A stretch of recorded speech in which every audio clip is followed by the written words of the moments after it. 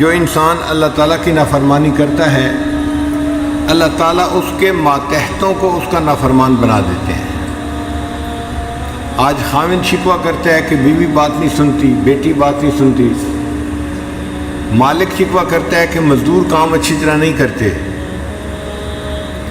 بنیادی وجہ ہم اپنے مالک کی نافرمانی کرتے ہیں، اس کے بدلے اللہ تعالیٰ ہمارے ماتحتوں کو ہمارا نافرمان بنا دیتے ہیں۔ فضیل بن عیاض رحمۃ اللہ علیہ فرمایا کرتے تھے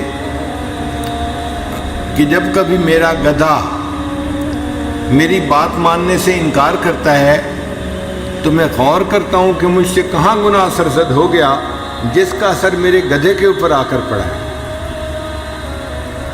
تو آج جو اولاد کے شکوے کرتے ہیں نا، حضرت دعا کریں، بچے تو افلاطون بنے ہوئے ہیں، کوئی سننے کو تیار نہیں ہے بات، ہم اللہ کی بات سننے کو تیار نہیں، اولاد ہماری بات سننے کو تیار نہیں۔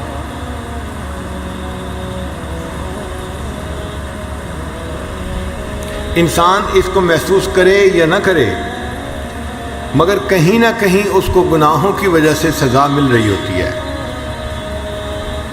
بنی اسرائیل کا ایک عالم تھا، گناہ میں ملوث ہو گیا۔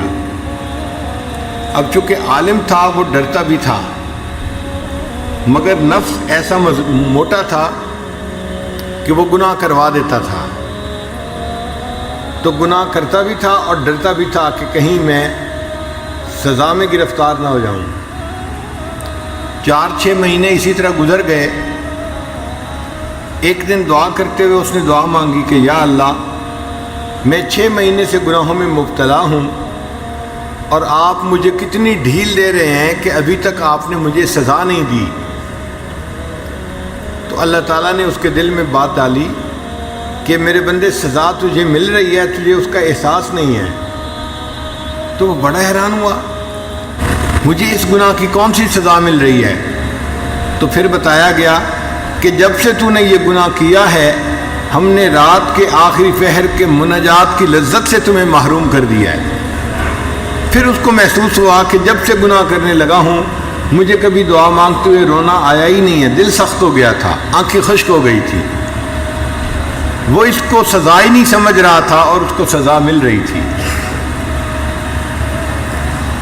یہ کوئی دنیا کا نظام نہیں ہے کہ جس میں خرابی کا اندیشہ ہو، یہ اللہ کا نظام ہے، فول پروف نظام ہے۔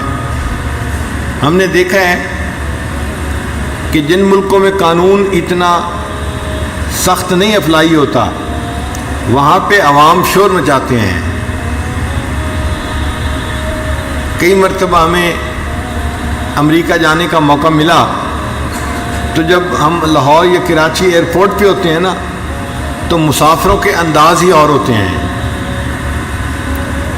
ذرا سی بات پہ ایک دوسرے کے ساتھ بات کر رہے ہوتے ہیں، بحث کر رہے ہوتے ہیں، ایسے لگتا ہے جیسے کسی کو کسی کا ڈر خوف ہے ہی نہیں، کیونکہ ہر بندہ سمجھتا ہے کہ اگر کچھ ہو گیا تو میرے پولیس میں کنٹیکٹ ہیں، حکومت میں میرے کنٹیکٹس ہیں، تو میں اپنے مسئلے کو حل کر لوں گا۔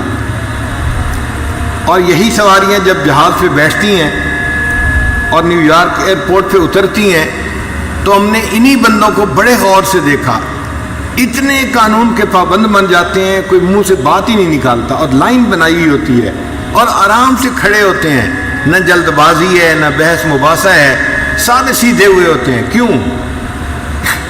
اب ان کو پتہ ہے کہ یہاں قانون کی گرفت ہے، اگر ہم کچھ کریں گے تو ہمیں فوراً سزا ملے گی، تو سزا ملنے کے ڈر سے انسان قانون کی پابندی کرتا ہے۔